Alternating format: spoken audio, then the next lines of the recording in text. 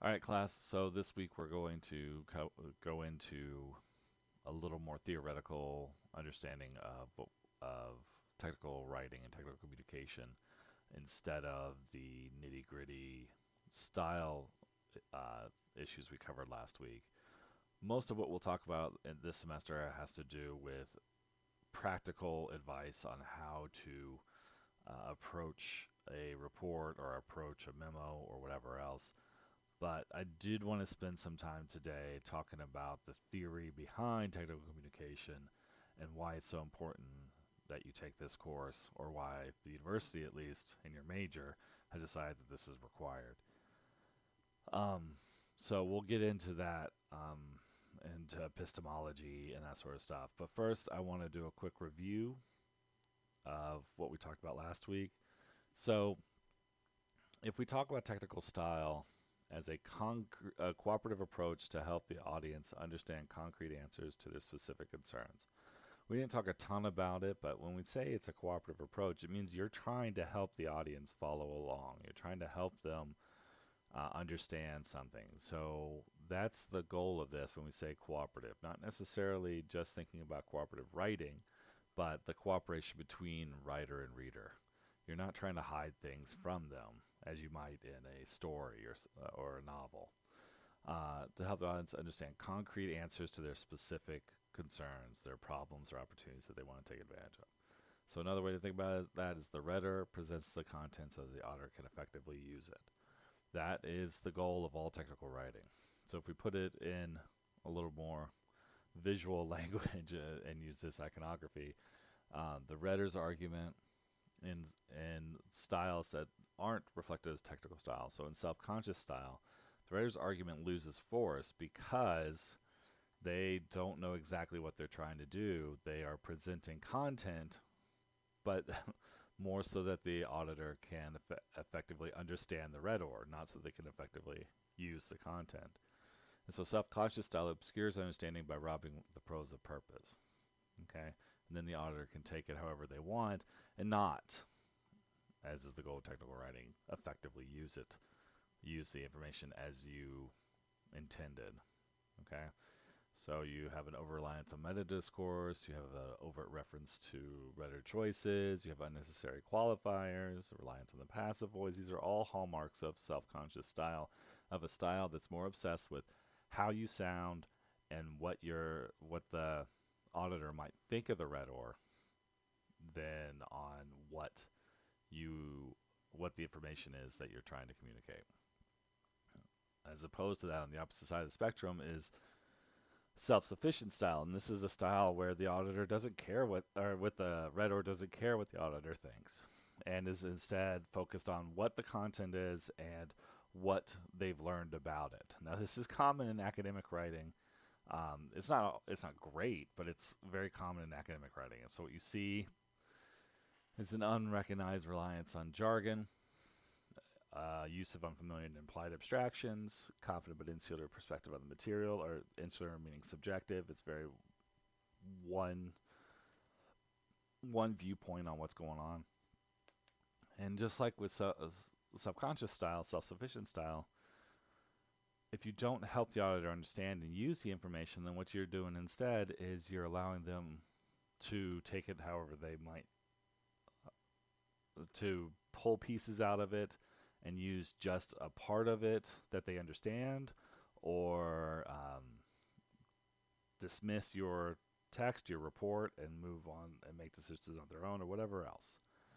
So, but what you're trying to do with technical style is you're trying to help the auditor, help empower the auditor by making sure that this content is as understandable as possible for their uses. Right? So you're trying to guide them cooperatively through the material so that by the end of the report or by the end of the memo or whatever the document is, they have a clear understanding of the content at the center of the document. So if you're still finishing Practicum 1 and watching this, then you might think about that in terms of how am I best positioning these SMART objectives so that the auditor can use that information to help me with my final technical report or whatever else. Or if you're thinking about practicum 2, how can I best position the information in this memo so that my disciplinary mentor, my audience, can use that information to help me or to help themselves getting a better appreciation for what writing does in their field. Okay? So that's something to think about, right? That's what all technical writing is trying to do. Lab reports, recommendation reports, even catalogs and brochures. Those are different things that are trying to do the same stuff to empower the auditor through the use of technical style. We also talked last week about descriptive grammar. I just wanted to hit on this real quick. Descriptive grammars are based on widespread usage, focus on concision over precision, adaptive motivation. If you are fluent in the English language, then descriptive language grammar is just how you use the language. It might differ according to region or that sort of thing, but if you know how to use it within an office, then you can go ahead and keep it relatively descriptive, and that's a way to keep it concise and adapt to the auditor's needs. Prescriptive grammars are based on a consistent standard, focus on precision over concision, and conservative motivation. And basically, these are the rules you learn to live by in order to write in English. And these tend to go over a larger swath of, English speakers or whatever language you're talking about, engineering, that sort of thing. And so if you're talking about a more formal document that needs to stand up for a longer period of time or be read by a broader group of auditors, then you tend to rely on these standard rules about where commas go, about what a word means, about the type of sentence that should be here, or whatever else, because it allows for easier translation and it relies on precision, and that idea of precision being, making sure that the most number of people can understand the content regardless of where they're coming at it from. So that consistency, okay? Clarity is trying to tie things so that the auditor can better understand it on a deeper level. Concision, obviously, is trying to get it so it's not wordy at all. We talked about this a little bit last week, but just to give you an example of syntactic understanding, or syntax being sentence structure, the syntactic understanding of this. Simple sentences are very useful because they're concise and precise. It's good for restating things, okay? So if you're at the end of a discussion section or conclusion, then you'll use a lot of simple sentences because you're restating what you've already covered. But it doesn't offer much clarity, right? If a simple sentence, if you want to write a sentence that emphasizes clarity a little bit more, then complex sentences are what you want. Why? Because the use of subordinate or dependent clauses, depending on who your grammar teacher was way back in middle school, you may have heard different terms. Dependent clauses or subordinate clauses help the reader understand what is the central thing that I'm trying to learn and what is extra information to help me understand that. And that's why it's better in terms of clarity, and the way you organize those things shows precision. The least precise of these sentence forms is a compound sentence, and you may not think about this, but this has two independent clauses, okay, that are linked by maybe 4 or 5 words, right? And, but, or, so, yet. Like, there are a number of coordinating conjunctions that form compound sentences. And these 5 words have precise meanings, or have meanings, very specific meanings, but they're not very precise. They can be, you can say and because they go together, or and because they have the same meaning, okay? But in terms of contrast, but in terms of, subordination, like there are different ways to use and, but, so, or, yet, right? There are different ways to do that. And so that's why this is less precise, because it's less clear how different ideas relate to one another. Not that you have to know all this off the top of your heads, like I said last week, but it is useful to think about going into revisions and making decisions along these lines. I'm going to skip past some of this stuff because I've dwelt on it a little bit longer than I may have. The idea that these three things are important is central to the rhetorical situation and central to technical writing, because you want to make sure to keep the auditor's needs in mind. So you need to make sure it's concise, but you also want to make sure that you don't lose track of the purpose and why you're writing something. So it needs to be precise. And then all the way back to what's the goal of technical writing? To help the auditor use the information. Well, in that case, it needs to be as clear as possible. Okay, so that's the concision, so you don't lose your audience, the clarity, so that they don't lose sense of the content, and the precision, so that you have a clear purpose. Okay, so we're going to talk a little bit today about some of the genre characteristics. Style, we just talked about. Grammar, we just talked about. But there are a number of different things that act as constraints on your writing, and we're going to get into some of them throughout the course of the semester, but including coming back to style and coming back to grammar. All right. So your practicum 1 is due tonight, if you're watching this on Monday, or you've already turned it in. But so I want to move on to practicum 2. Now, practicum 2, we'll talk a little bit about this week in the synchronous session, but at its core, practicum 2 is asking you to do something a little more complicated than just a series of goal statements, as practicum 1 asks you to do. And instead, I want you to be able to, in this memo format, so the genre of this document is a memo, I want you to discuss and present complex subject matter in a clear, concise way. So you're acting as a subject matter expert. I want you to illustrate some of the best practices of technical communication, at least as we understand them now, and use clear and precise meta-discourse to structure your argument.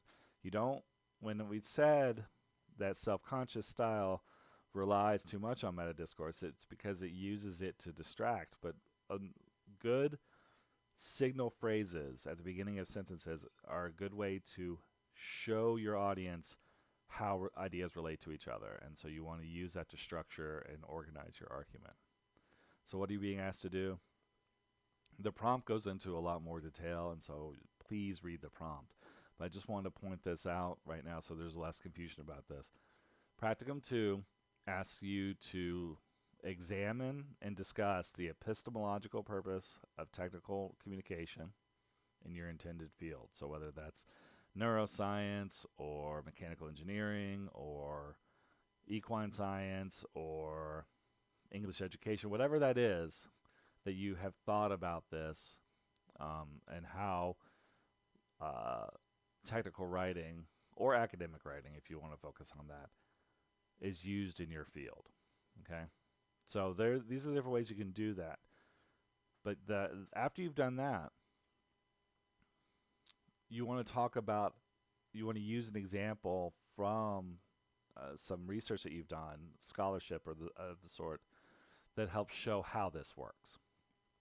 And the reason you want to do this, to go back to this idea of what technical style is, practicum 2, you are a subject matter expert, at least a burgeoning expert in terms of the epistemology of texts in your field, and you're talking to a disciplinary mentor. That's the intended audience. And so what do you need to do to help the audience understand what you've learned about the role of text in building knowledge? All right? That's the goal here. That's what I'm asking you guys to do. So you're talking to a disciplinary mentor. That can be your major advisor. That can be a PI that you've worked with. That can be someone in the field that you've worked for in a co-op. How do you help them understand the role of texts to build knowledge and build expertise? Okay. So to help us talk about this, one of the things I asked you guys to read for class is Brumet's 1979 keynote address about rhetorical epistemology, about rhetoric as epistemic. Now, this text I know is relatively dense, and if you have any questions about it, please let me know. But I do think it's important. I do think it's useful to get a sense of what he's talking about so that we can get a better sense of how technical communication helps each of you, um, and why it's required for your major, if nothing else. So, this idea of rhetoric is epistemic. Now, if you weren't aware of what epistemology was, epistemology is the study of knowledge formation or the study of how we learn. Okay? Pedagogy, for those that are in that field, you know that that's the study of how we teach. Epistemology is how our brain forms knowledge, so how we learn. If we talk about rhetoric as epistemic, one of the key things that Brumet is trying to get at is this idea that we talked about early on. Thanks to writing, each generation could build on the ideas of its forebears, making it possible for there to be a species-wide progress in philosophy and commerce. This is from that Best Invention Ever article that I had you guys read. It's not a foreign concept to think of the role writing has played to help us as a culture, but you might also think about how writing plays a personal stance to help you build on the knowledge of your forebears, of the people that came before us, right? So if we go all the way back to the core of this class, what is rhetoric? Well, one way to think about it, and the way that a lot of people tend to think about rhetoric, is this focus on the art of using language to to persuade, right? Well, that is what a lot of academic writing is, and a lot of political writing as well, okay? Or speaking and that sort of stuff. Why? Because you have your claim, you have what you want to say, and so you make it as how it helps you organize and understand the content, right? That's what argumentative essay about, in a literature class or something like that, an English class in high school. Those are what a lot of those are about, right? But we're not talking about that in this class. We're talking about the science of human attention structures and how rhetoric helps order the focus and attention of our audience so that they, in technical writing, can use that information effectively, right? So if we take out this idea of claims and instead focus on what do we want our auditor to know, the truth, quote unquote, right? The big T truth, or knowledge, right? If that's what we're focusing on, then rhetoric is less about, okay, how do I convince someone, persuade someone that I know what I'm talking about, and more about how do I get this auditor or this audience to pay attention to what I think is important, to learn and gain the knowledge that will help them make other decisions. All right. So, in stark terms, rhetorical epistemology is where we focus on this idea of, okay, how do I get to absolute truth? Well, in order to get there, as humans, we need to use words to help communicate our understanding, right? So rhetoric is the use of words to convey meaning and persuade people to believe something, right? So I might have a perceived understanding and somebody else, but only through words am I going to get to this absolute truth. By corroborating it with others so that it seems more objective, or by using the work that previous people have written to help me understand and make sense of what I perceive. All right.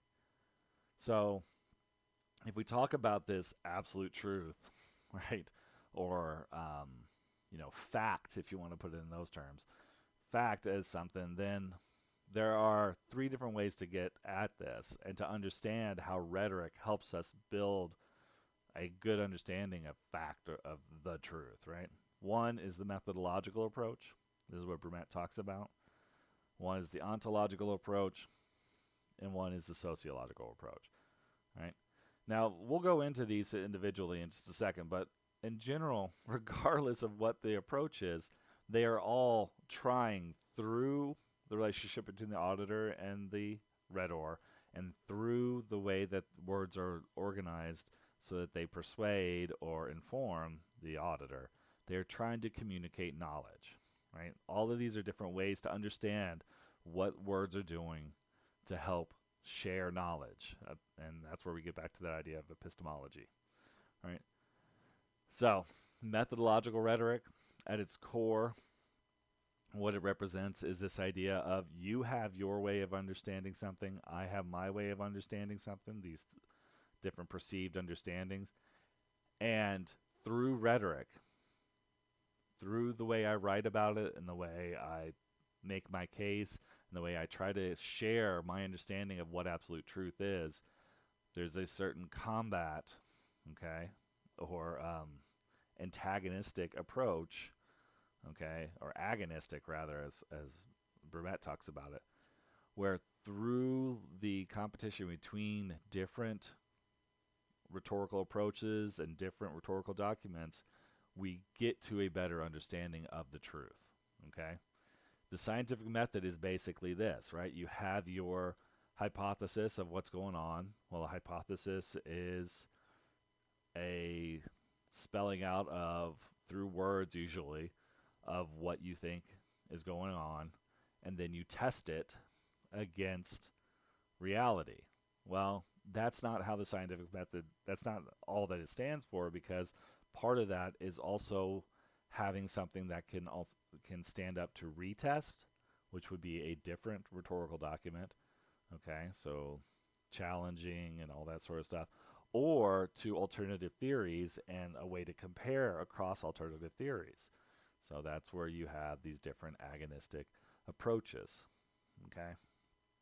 The other part that you can see methodological rhetoric working in is in the classroom. If you've ever had a teacher that it follows what's called a Socratic method of teaching, is they ask a lot of questions or they play devil's advocate a lot. A lot of that is, I am trying to offer a different perspective to guide you towards a better understanding of what's going on.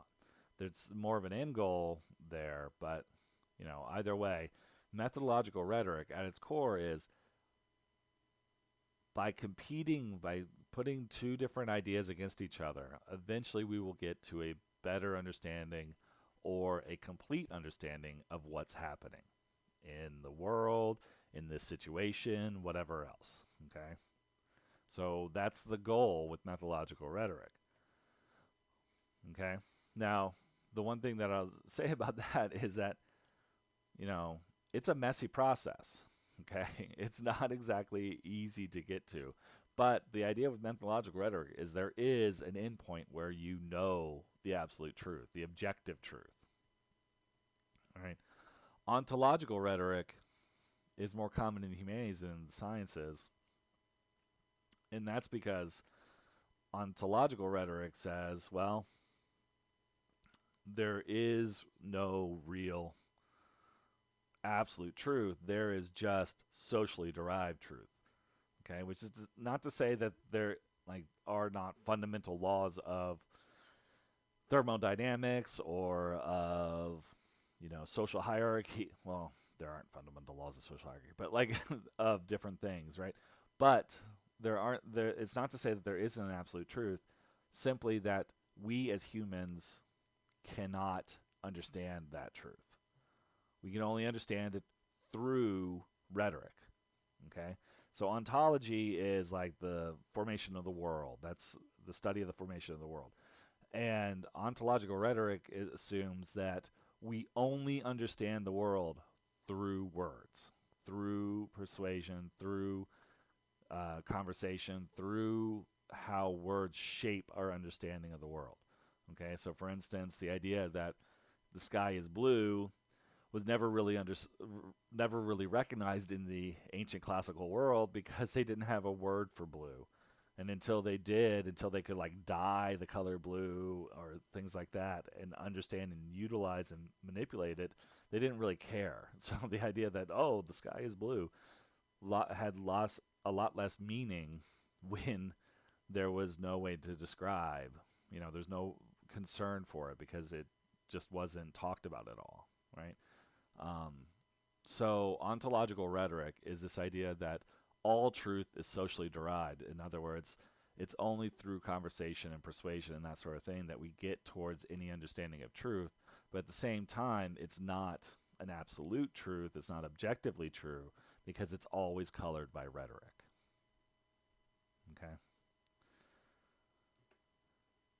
The last one is kind of a combination of methodological and ontological rhetoric. And that's to say, in the material world, you have an absolute objective truth. In the social world, you only have subjective, socially derived truth. Okay? Now, the key here is where that line is, right? You might say, oh, in,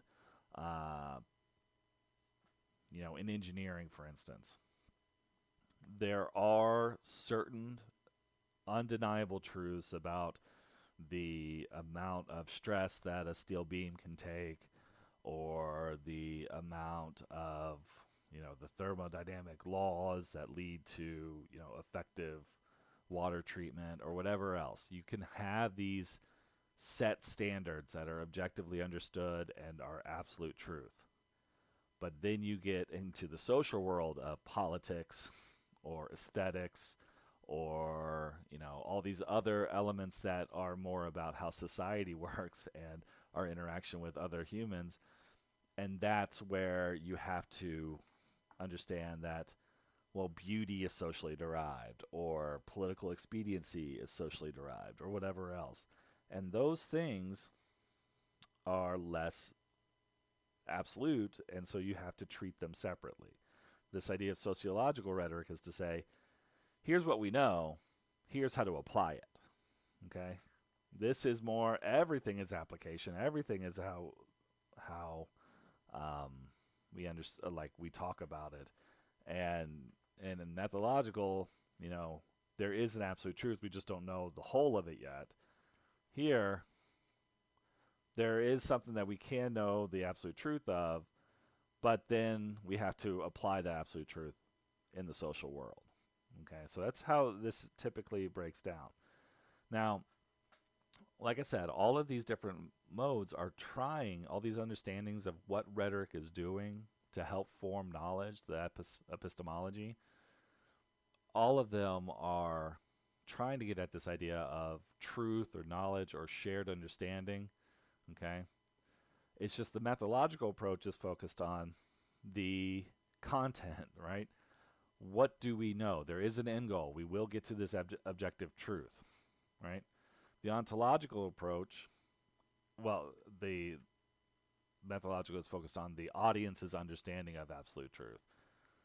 The ontological approach is more about, well, it depends on the situation and how you talk about it and the back and forth and social interaction. And that is more about the rhetorical situation. Okay? And then sociological approach is more contextual, because you have to know outside of this document where that line is between the material world and the social world. It might change depending on who you talk to. If you talk to a politician, the needs that drive humanity will be a squishy part of the social world, okay? But if you talk to a psychologist, that might be well understood and completely solid and part of this material understanding of the world. Okay? So it depends on who you talk to, especially even within like mechanical engineering versus chemical engineering and that sort of stuff. Okay? And then one other just key thing here is that most of these are like, okay, I'm going to use rhetoric to get to knowledge. I'm going to use rhetoric to get to knowledge in methodological. I'm going to use the words I choose and help the audience understand knowledge. Same with sociological. With ontological, there's a lot more back and forth, right? I understand what's going on here, but it informs the words I choose, and that informs how I later describe it, which then informs, and, it goes back and forth. So I've been going on about this for a little bit. I do want to take some time. This is the reading I was giving you guys for later this week, but I want to give you an example of this at work. Okay? So, in the Windsor article that I'm having you read this week, she talks about this idea of interpretation as central to technical writing, and that a lot of writing in engineering specifically is interpretation. So I understand what's going on. I'm going to interpret it for the audience. Or I understand what's going on insofar as I'm plugging it into this machine, a computer, an algorithm, whatever else, and it's interpreting the information for me. Okay? So I have my argument in technical writing from Windsor's point of view. A lot of engineers, at least, approach it with a very methodological point of view. They say, okay, I have at least a glimpse of what's absolutely true, of what should happen, what the most efficient way to design this engine is, or whatever else, and I'm going to communicate that to the auditor and interpret it for them. Okay? But one thing that is important to think about in rhetoric is that there is interpretation where you are taking information from one way of understanding it and reorganizing it so that your auditor can better understand it. Translation is a form of interpretation, that sort of thing.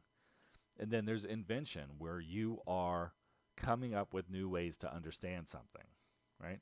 And if we think about epistemology as the formation of knowledge, invention is central to that. Interpretation is, okay, I'm just communicating knowledge. Invention is, I am forming knowledge, right?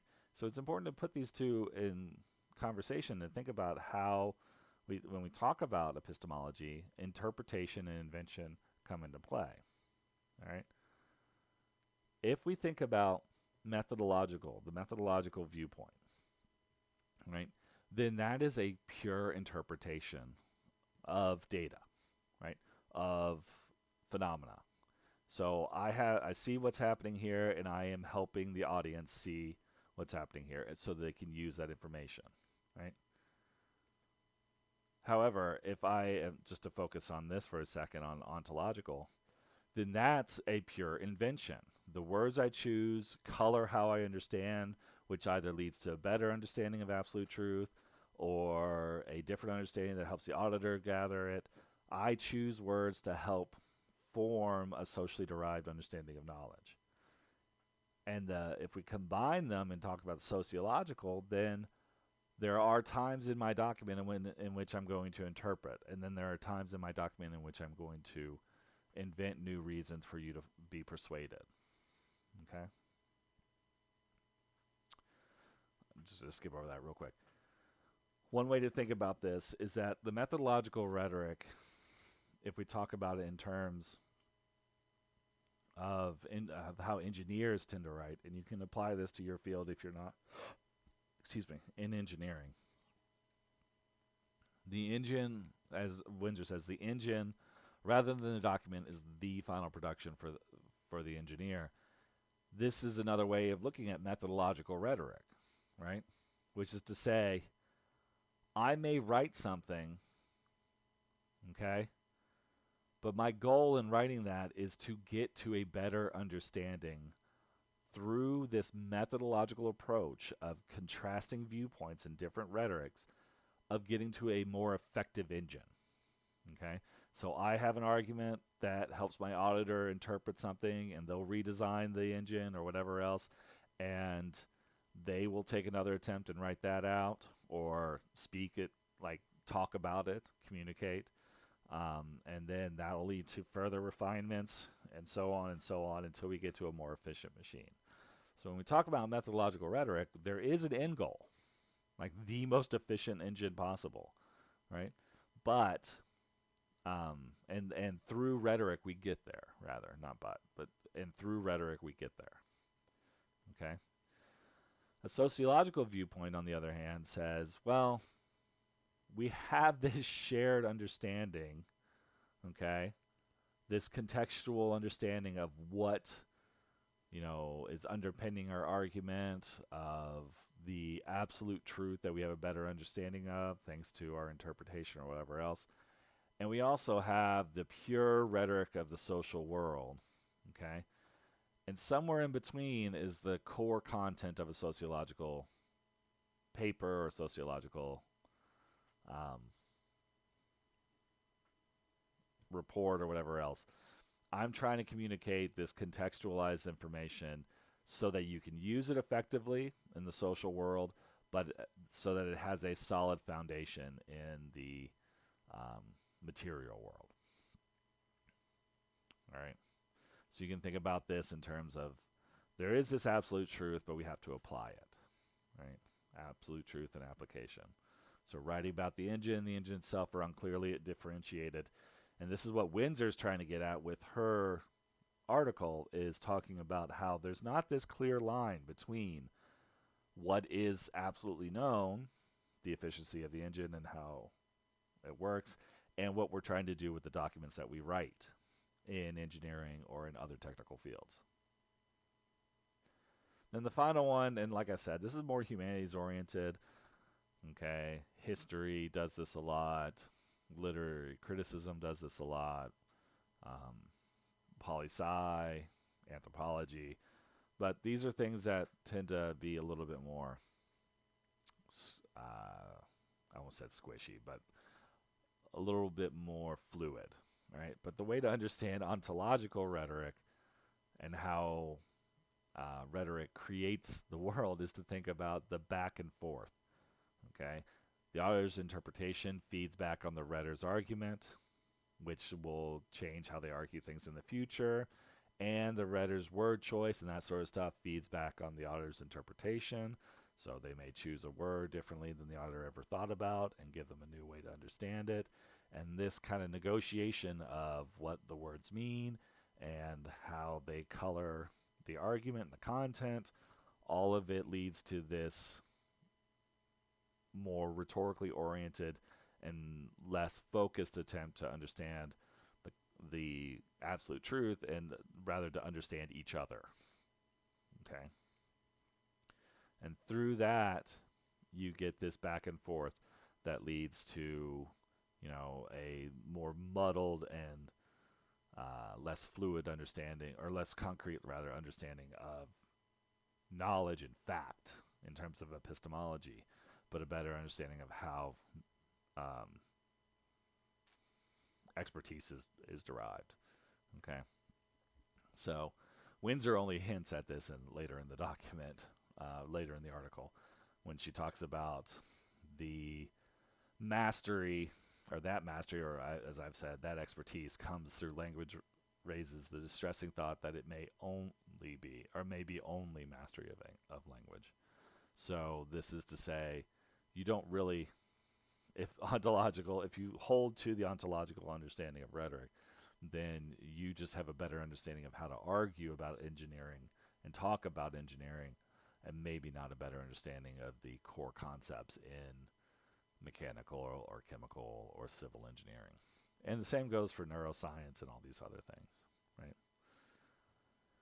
I hope this has help you understand what Tom Standage is talking about, and understand what I'm asking you to do for Practicum 2. But if you have any questions, bring them on Tuesday, or shoot me an email, and I'm happy to talk about it. Now, if we think about this, where rhetoric fits in this epistemological understanding of rhetoric, it's not its own constraint, because the way you approach word choice and the way you approach argumentation, that sort of stuff, is not about grammar, it's not about genre, it's not its own little thing. It is purely stylistic approach. So if you are using precision, concision, and clarity and balancing those things, you are also making decisions in terms of word choice and what you think your rhetorical purpose is. And all of those lead to a more ontological approach to this document, or a more methodological approach to this document, or maybe a sociological approach. And you have to make those decisions and think about how those line up with what you're trying to do. All right. If you want to take a break right now, I completely understand. It's a lot of heady stuff that we just dealt with. But please make sure to bring any questions that you have. I do want to talk about the memorandum next. Okay, so we're going to talk about the genre that Practicum 2 is going to focus on. But I might encourage you guys to take a small break. I'll just go forward, so if you just want to pause. So this shouldn't take too long. A memorandum is a format that, even if you've never written a memo, you're very familiar with. because the email, professional email especially, is a direct descendant of the memo. Okay. So this is a pervasive genre in technical writing, especially if you lump email into it. We'll go into the different types, okay, and what the genre is doing. And the reason I'm giving you guys a definition of genre is to go back to this. Genre is a clear influence on the effectiveness of a rhetorical argument or of a technical document. Okay? If you put something in a memo format but don't follow the basic conventions of a memo, your auditor will either be confused or, be looking for some more information that you're not providing. So you want to build into that so that your audience can follow along. You can think about, like, if a horror movie zagged when you thought it would zig, that'll either make it more exciting in some cases, but if it's only zigging when you think it's supposed to zag, then that just leads to confusion, and a lot of people will just walk away from that horror movie. There are plenty of bad movies that just completely forget what genre they're supposed to be in, and that's why it's important to know how something's written, especially in a style of writing like technical communication, where your goal is not to entertain, but rather to help them use information as efficiently as possible. All right. So the memo format itself, we'll talk about the constraints and all that sort of stuff, but at its core, memos are discursive. Okay, that's why I'm leaving this idea of exigence up, because it's important to think about what's going on. Memos at their core are discursive, which is to say, you have a problem or opportunity that leads to writing that memo, but the goal of most memos is to carry on a conversation. So most of the time, memos are responding to earlier memos. You can see this in email all the time. Very rarely do you send off a blind email. You might have a purpose to write the first one, but then it's a back and forth with the people that you're talking to that's responding to earlier exigence, earlier memos. And so that discursive nature is at the core of most memo or memorandums. All right.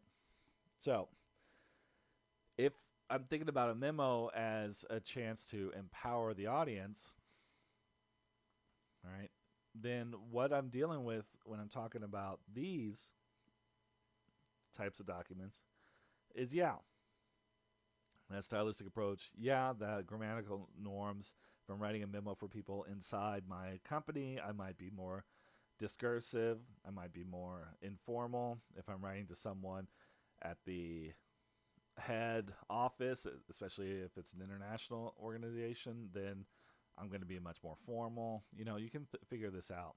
If I know them well, then I'm going to be informal. If I don't know them, I'm going to be less formal. Those are all grammatical norms.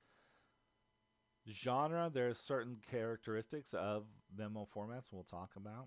Stylistic approach, that again has a lot to do with who you're talking to. So I don't want to lose track of these other things when we talk about the genre specifically, because all of this is important. All right. So before I get into the different parts of the memo, I just want to break down what are some basic forms of memo, right? A memo is not its own genre. It tends to be a category for different genre, much like a report. You have a lab report, a recommendation report, all these other kinds of things, an information report. These are all different kinds of reports. A memo is like that, or like a novel. There are all kinds of different novels, or so it's important to think about, what are the different kinds of memos. So you have progress update memos, you have requests, you have informative, you have policy memos. All of these are rhetor-oriented interpretations of the exigence. In other words, why is the rhetor writing this memo? Why is the author writing this memo in the first place? So if they are trying to do a progress update, for instance, they might be just offering a periodic update to their supervisor. This is what I found. This is what I've been working on. This is what I accomplished this week. This is how far we are on this project, whatever else. It might be an informal field report or an inspection report where it's not going to be laid out for 5-10 years, but I am letting you know this is what I saw. Right? It's less formal than a field report, as we'll get to later on in the semester, but it is, so it's in a memo format. Or it might just be a confirmation, right? If you've ever sent an email saying, yeah, I'll be there, or if you've ever sent a text, texts aren't memos, but if you've ever sent a text saying, yeah, I'll be there in 5 minutes, that's a confirmation progress update. And so, these tend to be very short. Okay, so each of these has their own thing, and they are laid out in certain ways that help the content shine through. Okay, you also have requests. Okay, service requests if you need someone to do something for you. Okay, or response requests if you need just a response, like you're looking for information, an answer to a question, whatever else. Okay. You also have informative memos, and these tend to be longer, right? You have gray literature. Some gray literature is written as a report. Some gray literature is written in a memo format. If you don't know what gray literature is, it's informal and unpublished research. Okay. It tends to be a lot less formal because it tends to be for a very small and internal group of auditors, which is why a lot of gray literature is written in a memo format, because it's a lot less formal genre. You also have article briefs. Okay, an article brief is just what do you see in this article, and why should the audience understand it, right? Communicating information so that the audience can effectively use it. If you're doing an article brief, you're saying this is something I read that is important, and you should know this and do this, right? Instructions and procedures. Now, I've highlighted this and field reports because these are larger genres on their own, and we'll talk about instructions next week. But sometimes you just send off a quick memo that updates instructions or is a less formal way of saying what should happen or procedures that should happen during a fire drill or during whatever else, right? And then a meeting agenda is also an informative memo often. And those, much like the confirmation for progress updates, these are very short typically, but it is a useful and informative document. You have directives and legal political memos as well. These policy memos tend to be their own separate thing, because policy memos, as opposed to most other memos, tend to have a longer life, and so they're a more formal type of memo. Okay. Now, when it comes to your practicum 2, you're writing a little bit of an article brief and a little bit of gray literature.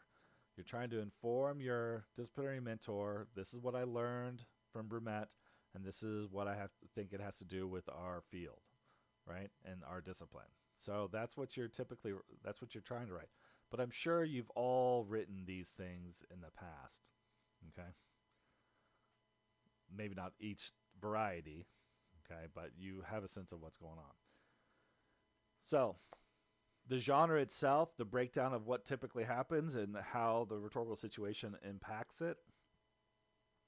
As I said, most memo are very similar to email, right?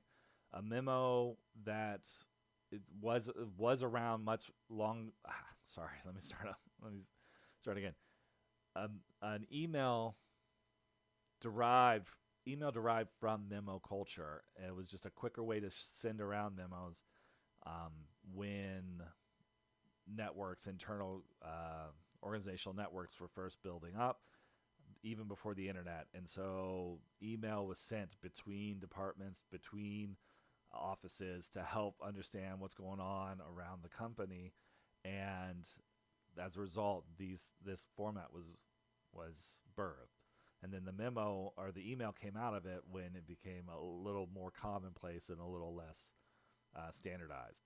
So you have these same things. You have your to, from, subject line parts of every memo. You have the date, right? You got to make sure the date is on there so that we know how relevant it is. Okay, so these are all conventions or constraints that are necessary, right? You may have initials on there, but that doesn't happen much anymore. You have a appropriate subject line. You have, again, the date so that you have a clear sense of how relevant this information is. So if I find a memo from 3 years ago, I'm much less likely to read it because it's a more pressing memo or more pressing information is probably found in a more recent memo. Okay, and I know that because of the date. You have a synopsis or a statement of purpose, right? This is a clear part of most memos and will be expected in your practicum too. Why? Because when you're writing a memo, as we'll talk about next week especially, when you're writing a memo, you have to account for different reading styles. Memos are often skimmed at best and only read intently if it's directly relevant to what the auditor is looking for. And if you're trying to give your auditor a chance to effectively use the information, you want to give them a statement of purpose right up front that helps them understand what the purpose of the memo was, so they know if they need to read it or if they can put it aside for later or if they can use it as a reference document. All of these different things can be determined in the statement of purpose and determine whether or not they're actually devote 5, 10, 15 minutes to read your document. Okay? That's why you provide a statement of purpose and a summary. The statement of purpose highlights for the auditor why it's important. The summary highlights what's the new information in there. And so if I read those two parts, and I can read them very quickly, then I know right up front, okay, yeah, this is something I'm going to have to set aside 10 minutes of devoted attention, or this is something that I can just kind of skim through before the next meeting or whatever else. Right? Then you also tend to have a recommendation section, right? At least an action statement or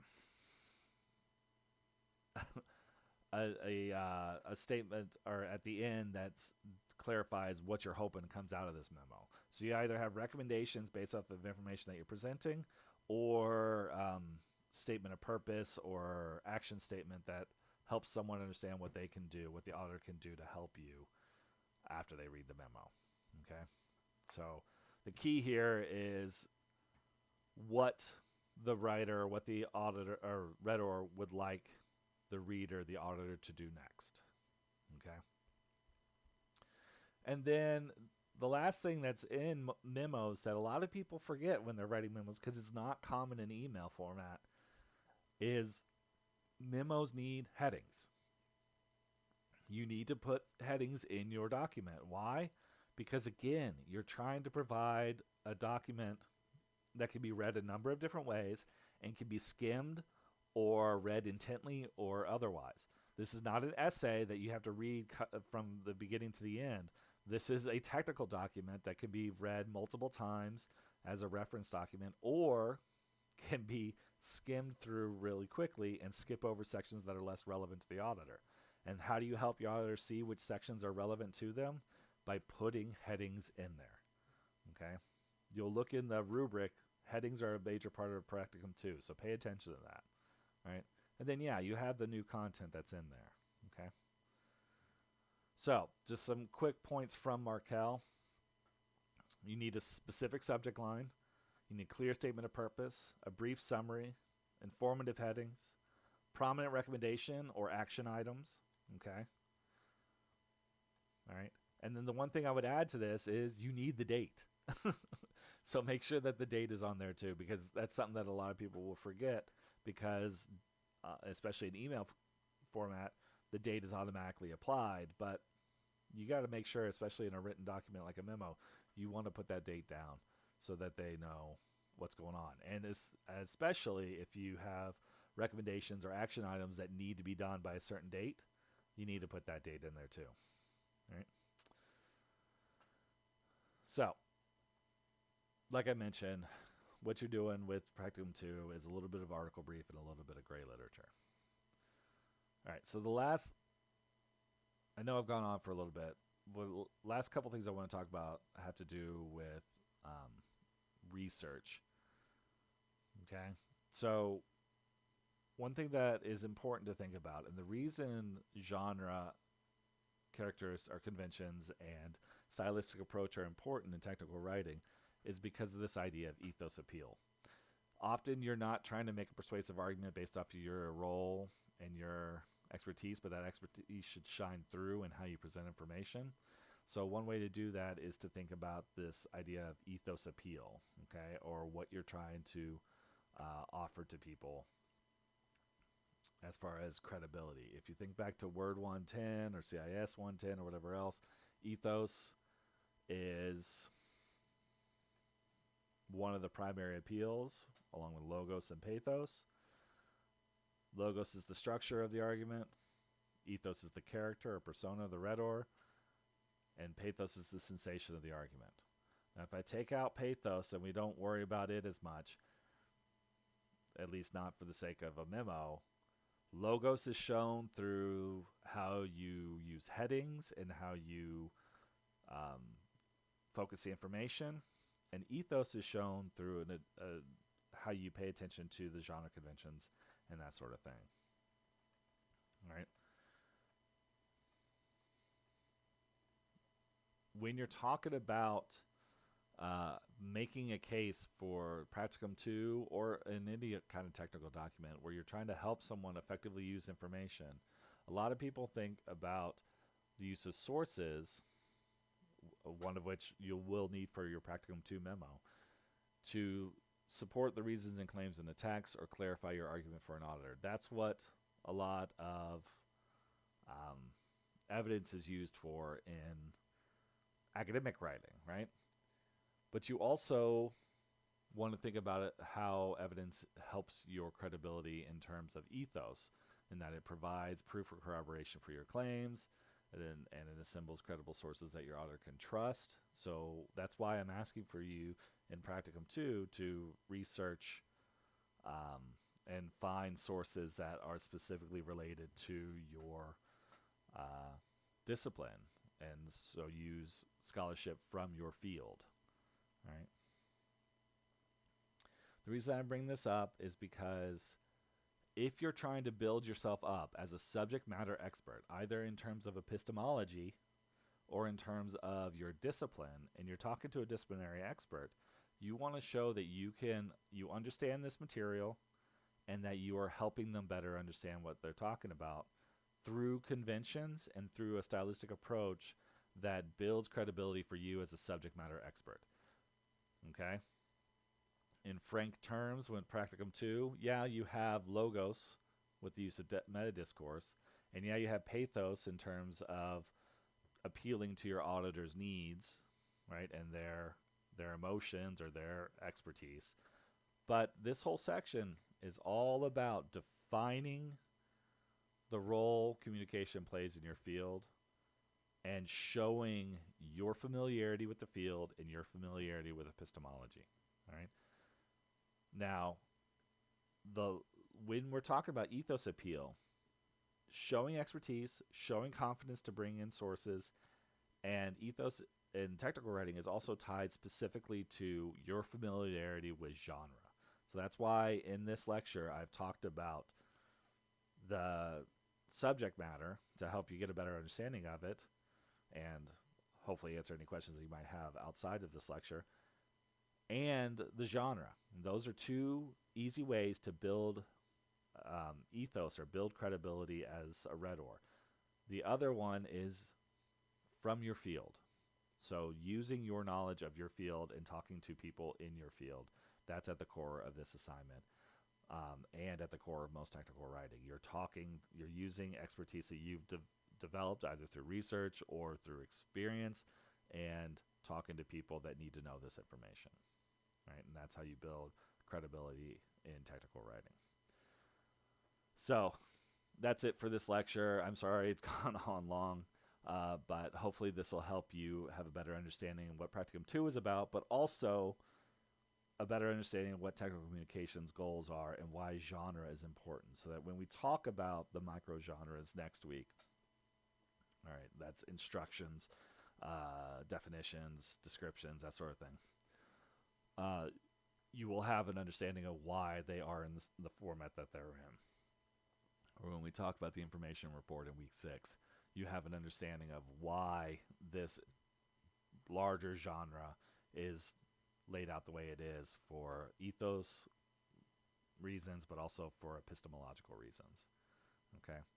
bring whatever questions you might have about this to class on Tuesday, or shoot me an email or come visit me in office hours. I'm happy to answer any questions you might have about this. Don't feel bad. Not many people in your field spend a lot of time talking about philosophy. And even though I spent a lot of time talking about philosophy, it took me a couple years to get a real handle on what Brumet was saying. But I think it's important, which is why I'm having you guys do this reading. And I think it's useful for understanding the core learning objectives at the center of this class. So have a good one, and I'll see you in synchronous session or next week.